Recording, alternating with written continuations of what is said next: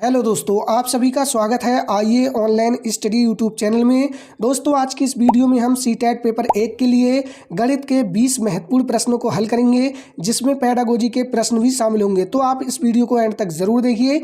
ये वीडियो आपके एग्जाम के लिए काफ़ी ज़्यादा महत्वपूर्ण होने वाली है। तो चलिए वीडियो शुरू करते हैं। पहला प्रश्न आपसे पूछा गया है, एक वर्ग की भुजा 5 सेंटीमीटर है। यदि इस वर्ग की भुजा दुगनी कर दी जाए तो नया क्षेत्रफल कितने गुना हो जाएगा? 4 गुना, 8 गुना, 2 गुना या 3 गुना? तो दोस्तों यहाँ पे आप देख सकते हैं वर्ग की भुजा 5 सेंटीमीटर यहाँ पे दी गई है। तो दोस्तों वर्ग का जो क्षेत्रफल होता है वो भुजा स्क्वायर होता है, ठीक है। तो जब 5 सेंटीमीटर इसकी भुजा है तो इसका क्षेत्रफल कितना हो जाएगा? 5 का स्क्वायर हो जाएगा, यानी कि दोस्तों 25 हो जाएगा, ठीक है। अब दोस्तों यहाँ पे कहा गया है यदि इस वर्ग की भुजा दोगुनी कर दी जाए, तो दोस्तों दुगनी जब आप करेंगे तो 5 दूनी 10 हो जाएगी, ठीक है। भुजा कितनी हो जाएगी?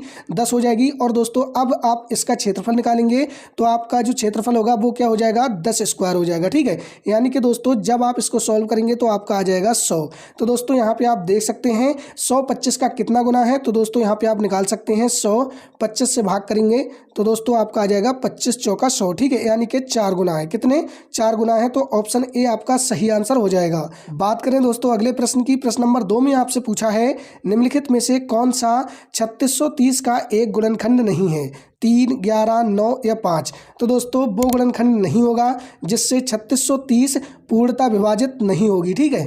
तो यहाँ पे आप चेक कर सकते हैं 3630 को जब आप 3 से भाग देंगे तो ये पूर्णतः विभाजित हो जाएगी। 3 एकम 3, 3 दूनी 6, 3 एकम 3 और 0 आ जाएगा, ठीक है। ये पूर्णतः विभाजित हो जाएगी। 3630 को जब आप 11 से भाग करेंगे तो भी आप देख सकते हैं पूर्णतः विभाजित हो जाएगी। 11 तिया 33, 3 बचे, 11 तिया 33 और 0, ठीक है। अब दोस्तों आप 9 से भाग करेंगे तो आप देख सकते हैं 9 से 3630 पूर्णतः विभाजित नहीं होगी। तो यही आपका आंसर हो जाएगा। जो 9 है वो 3630 का एक गुणनखंड नहीं है। ऑप्शन सी आपका इस प्रश्न का सही आंसर हो जाएगा, ठीक है। 5 से आप देख सकते हैं यहाँ पे इकाई अंक 0 है तो 5 से भी ये विभाजित हो जाएगी। तो ऑप्शन सी आपका सही आंसर हो जाएगा। बात करें अगले प्रश्न की। प्रश्न नंबर 3 में आपसे पूछा गया है, निम्नलिखित में से कौन सी व्यवस्था संख्याओं को अवरोही क्रम में निरूपित करती है? आपको जो संख्याएं दी गई हैं इन्हें आपको अवरोही क्रम में बताना है, ठीक है। कौन सा ऑप्शन आपका सही है? जो अवरोही क्रम होता है उसमें क्या होता है, सबसे बड़ी होती है, फिर उससे छोटी, फिर उससे छोटी, ठीक है। यानी कि घटते क्रम में आपको संख्याएं देखनी है। कौन सा ऑप्शन आपका सही होगा? तो दोस्तों आप ऑप्शन ए में देख सकते हैं 1.055 1.05 से बड़ी है तो इसे पहले आना चाहिए था, ठीक है। तो ये आपका गलत हो जाएगा। ऑप्शन सी में देख सकते हैं 10.5 यहाँ पे है जबकि इसे सबसे पहले आना चाहिए था, ये भी आपका गलत हो जाएगा। ऑप्शन डी में आप देख सकते हैं 1.50 बड़ी है 1.055 से, तो इसे पहले आना चाहिए था, तो ये भी आपका गलत हो जाएगा। ऑप्शन बी आपका सही आंसर हो जाएगा। बात करें दोस्तों अगले प्रश्न की। प्रश्न नंबर 4 में आपसे पूछा है, गोलू ने 4.8 किलोग्राम बादाम, 2500 ग्राम किशमिश और 3.5 किलोग्राम काजू को मिला लिया तथा इस मिश्रण के बराबर बराबर 3 दर्जन पैकेट बना दिए।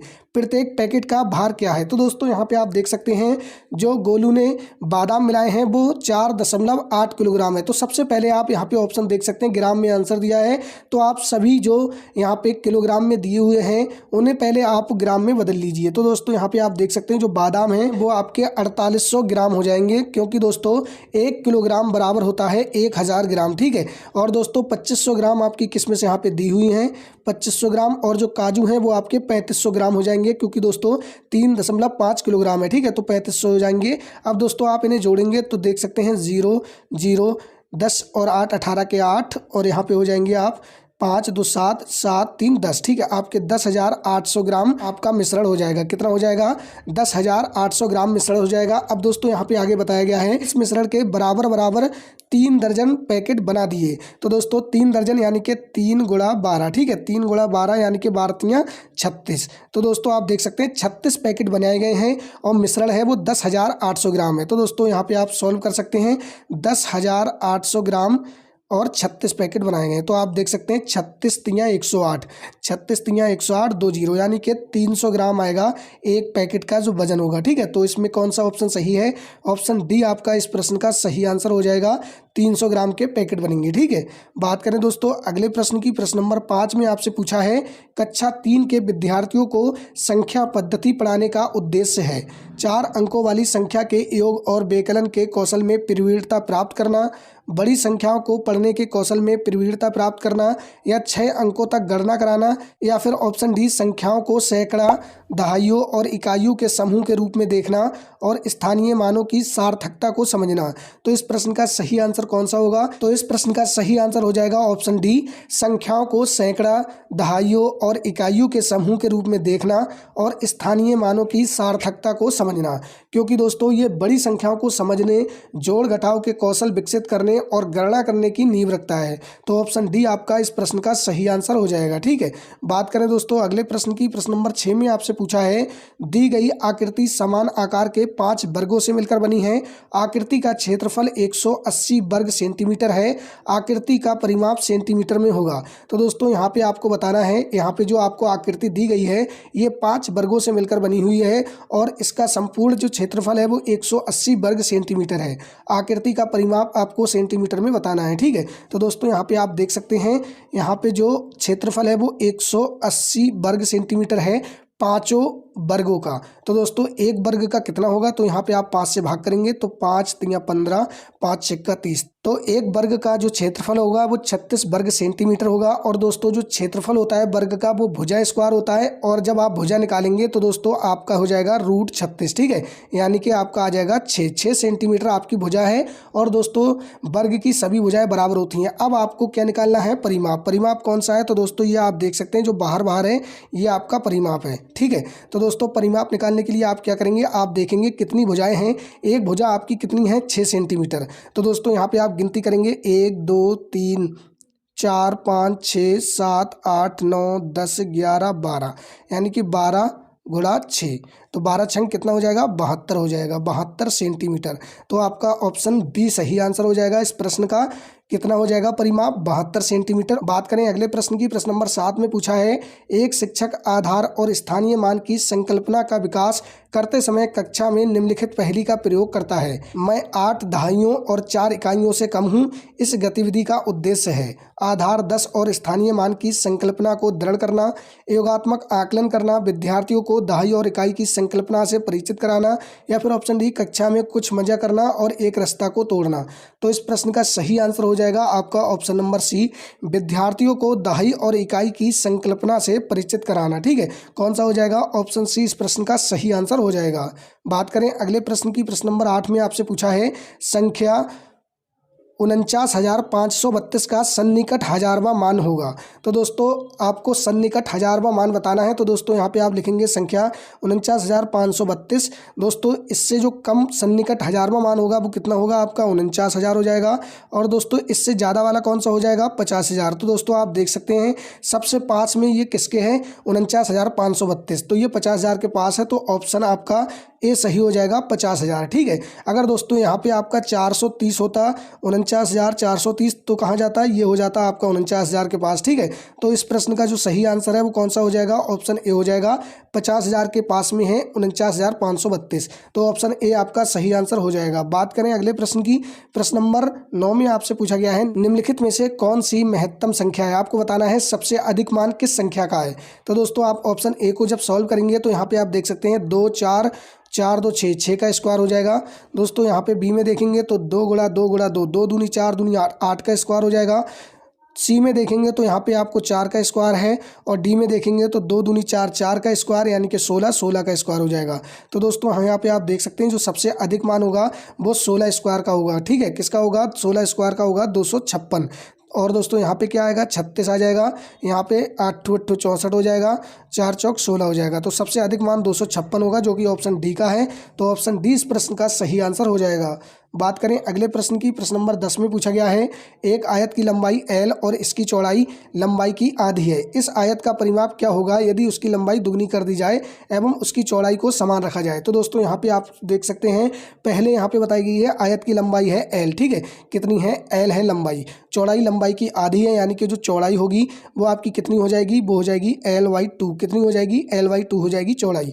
अब दोस्तों यहाँ पे कहा गया है कि इस आयत का परिमाप क्या होगा यदि इसकी लंबाई दुगनी दुगनी कर दी जाए तो लंबाई अगर दुगनी करेंगे तो लंबाई कितनी 2l हो जाएगी और दोस्तों चौड़ाई कितनी रहेगी वो l/2 रहेगी। ठीक है, अब आप आयत का परिमाप निकालेंगे। आयत के परिमाप का सूत्र होता है 2 गुणा ब्रैकेट में लंबाई प्लस चौड़ाई। ठीक है, तो दोस्तों यहाँ पे आप देख सकते हैं सूत्र लगाएंगे 2 गुणा ब्रैकेट में लंबाई और प्लस चौड़ाई। ठीक है, तो दोस्तों यहाँ पे आप जब परिमाप निकालेंगे तो 2 गुणा हो जाएगा, लंबाई आपकी कितनी है 2l हो जाएगी, ब्रैकेट में प्लस चौड़ाई कितनी है l/2। ठीक है, l/2 हो जाएगी। अब दोस्तों यहाँ पे जब आप सॉल्व करेंगे तो आ जाएगा 2 गुणा 2 दूनी 4l प्लस l/2। ठीक है, यह आ जाएगा, 2 से 2 काट देंगे तो आपका बचेगा 4l प्लस l, यानी कि आपका आ जाएगा 5l।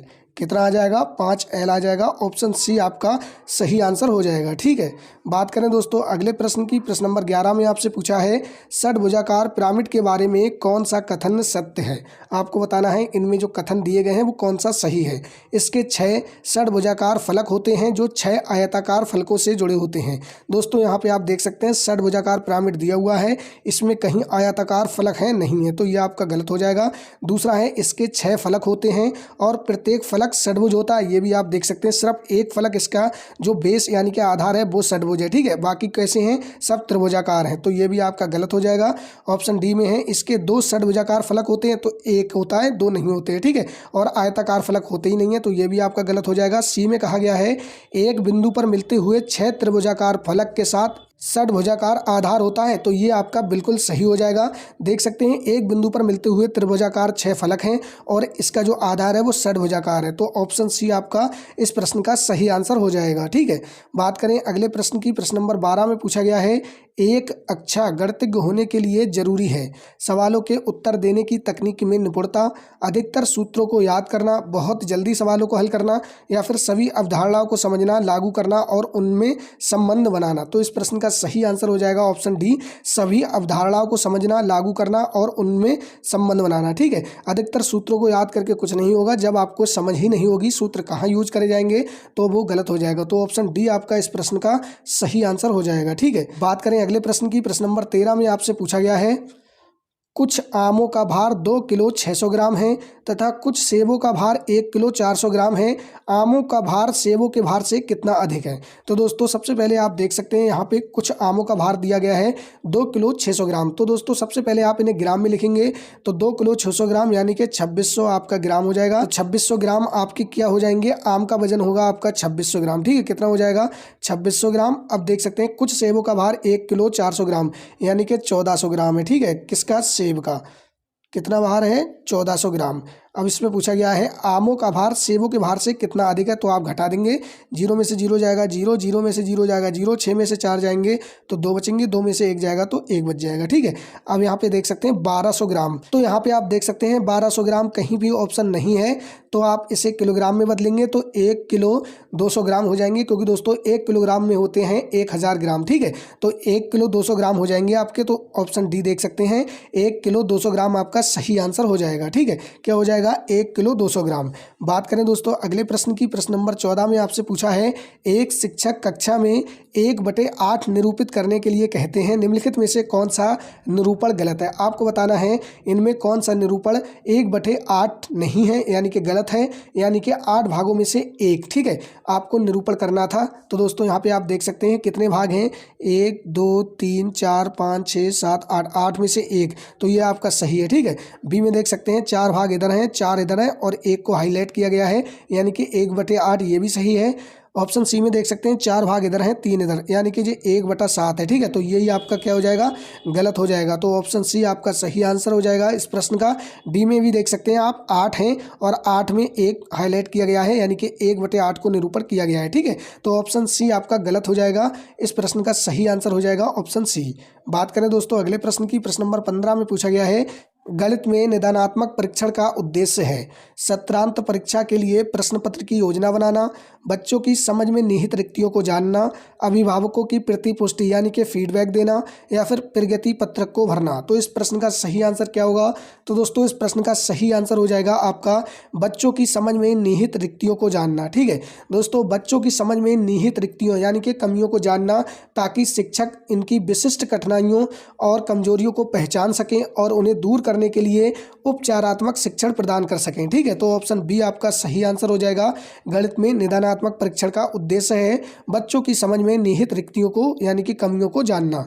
बात करें अगले प्रश्न की, प्रश्न नंबर 16 में आपसे पूछा गया है एक समचतुर्भुज के विकर्णों की लंबाई 8 सेंटीमीटर और 6 सेंटीमीटर है, इसका परिमाप बताइए। दोस्तों यहाँ पे आप देख सकते हैं एक समचतुर्भुज के विकर्ण हमें दिए गए हैं और इसका हमें परिमाप निकालना है। ठीक है, तो दोस्तों हम मान लेते हैं जो विकर्ण है वो D1 बराबर 8 सेंटीमीटर है और दोस्तों जो D2 बराबर है वो 6 सेंटीमीटर है। ठीक है, तो दोस्तों जब आपको समचतुर्भुज के विकर्णों की लंबाई दी हुई हो तो आप भुजा निकालते हैं। भुजा का सूत्र होता है भुजा बराबर 1/2 अंडरूट में D1 square plus D2 square. ठीक है, तो आप यहाँ पे वैल्यू रखेंगे 1/2 रूट, देख सकते हैं D1 क्या है आपका 8 सेंटीमीटर है तो 8 का स्क्वायर हो जाएगा, प्लस देख सकते हैं D2 आपका 6 सेंटीमीटर है तो 6 का स्क्वायर हो जाएगा। ठीक है, तो जब आप इसे सॉल्व करेंगे तो आपका आ जाएगा 1/2 रूट में आ जाएगा 8 64 प्लस 6 छंग 36। ठीक है, जब आप इसे अगले सॉल्व करेंगे तो आपका आएगा 1/2 रूट में आ जाएगा आपका 64 प्लस 36 यानी कि 100। ठीक है,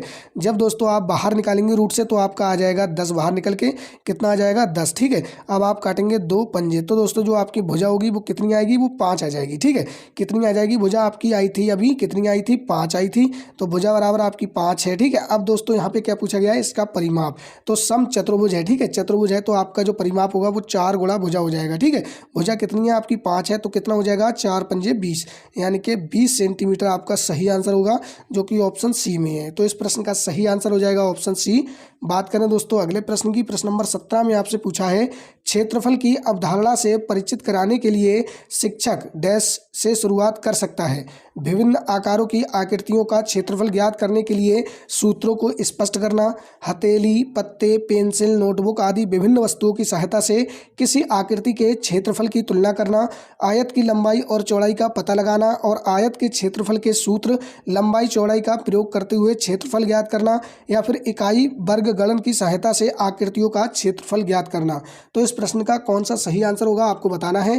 तो दोस्तों इस प्रश्न का सही आंसर हो जाएगा ऑप्शन बी, हथेली, पत्ते, पेंसिल, नोटबुक आदि विभिन्न वस्तुओं की सहायता से किसी आकृति के क्षेत्रफल की तुलना करना, क्योंकि दोस्तों ये बच्चों को वास्तविक जीवन की चीज़ों से जोड़कर अर्थपूर्ण और अनुभवात्मक तरीके से अवधारणा को समझने में मदद करता है। ठीक है, तो दोस्तों ऑप्शन बी आपका इस प्रश्न का सही आंसर हो जाएगा। ये दोस्तों आप देख सकते हैं वास्तविक जीवन से जब आप चीज़ों को सिखाओगे तो दोस्तों जो बच्चे होते हैं वो बहुत अच्छे से सीखते हैं। ठीक है, तो ऑप्शन बी आपका सही आंसर हो जाएगा।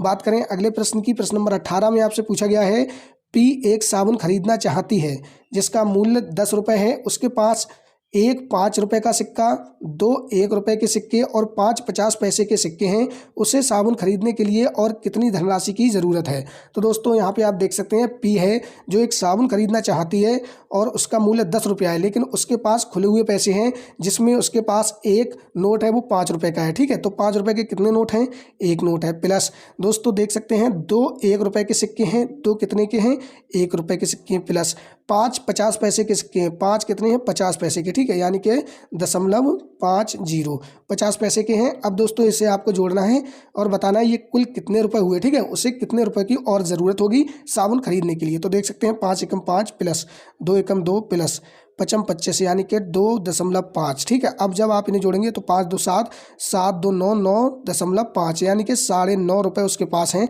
उसे ज़रूरत है अभी तो कितनी है 0.50 रुपये यानी कि उसे 50 पैसे की ज़रूरत है। ठीक है, तो ऑप्शन सी आपका इस प्रश्न का सही आंसर हो जाएगा। बात करें अगले प्रश्न की, प्रश्न नंबर 19 में पूछा गया है 100 में एक पूर्ण संख्या जोड़ी जाती है और फिर वही संख्या 100 में से घटा दी जाती है। इस प्रकार प्राप्त हुई दोनों संख्याओं का योगफल कितना होगा। ठीक है, क्या पूछा गया है 100 में एक पूर्ण संख्या जोड़ी जाती है और फिर वही संख्या 100 में घटा दी जाती है। इस प्रकार प्राप्त हुई दोनों संख्याओं का योगफल आपको बताना है। ठीक है, मान लीजिए हमने x पूर्ण संख्या जोड़ी तो 100 में जब हम x जोड़ेंगे तो 100 प्लस x हो जाएगा। अब दोस्तों इसमें कहा गया है फिर वही संख्या 100 में से घटा दी जाती है यानी कि 100 माइनस x। ठीक है, अब लिखा है इस प्रकार प्राप्त हुई दोनों संख्याओं का योगफल यानी कि हमें जोड़ निकालना है। ठीक है, अब दोस्तों हम सॉल्व करेंगे तो 100 plus x plus 100 minus x। ठीक है, तो x से x कट जाएगा, ये प्लस में है और ये माइनस में है। ठीक है, तो 100 और 100 यानी कि 200 आपका बचेगा। तो आपका सही आंसर क्या होगा 200 हो जाएगा। ऑप्शन बी आपका सही आंसर हो जाएगा। बात करें अगले प्रश्न की, प्रश्न नंबर 20 में आपसे पूछा है यदि 15,201 में 5 का स्थानीय मान, 15,201 में 5 का स्थानीय मान क्या होगा। तो स्थानीय मान निकालने के लिए सबसे पहले आप लिखेंगे 5 और उसके बाद देखेंगे कि 5 के बाद कितने अंक हैं उतने ही आप जीरो लिख देंगे। तो 1 2 3 3 अंक है तो आप 3 जीरो लगा देंगे। ठीक है, अब लिखा है प्लस, तो प्लस लगाएंगे। लिखा है 2659 में 6 का स्थानीय मान, तो 2659 में 6 का स्थानीय मान निकालेंगे तो 6 लिखेंगे। 6 के बाद 2 अंक है तो 2 जीरो लगा देंगे और उसके बाद लिखा है बराबर 7 गुणा x। ठीक है, तो x का मान है तो हमें क्या है x का मान ज्ञात करना है। तो आप लिखेंगे 5000 प्लस 600 यानी कि आपका हो जाएगा 5600 बराबर 7 गुणा x। ठीक है, अब x बराबर आप निकालेंगे तो 5600 बटे में आपका आ जाएगा 7, 7 अट्ठे 56 और 2 जीरो यानी कि आपका जो सही आंसर होगा वो 800 होगा। ऑप्शन डी आपका सही आंसर हो जाएगा। ठीक है, तो दोस्तों ये 20 प्रश्न आपके हुए हैं। 20 प्रश्न में से आपके कितने प्रश्न सही हुए हैं कमेंट में ज़रूर बताइए। और दोस्तों ऐसी ही और वीडियो देखने के लिए आप इस चैनल को सब्सक्राइब जरूर कर लीजिएगा। वीडियो अच्छी लगी हो तो वीडियो को लाइक करके जाइएगा। मिलते हैं आपसे किसी नेक्स्ट वीडियो में किसी नेक्स्ट क्लास के साथ।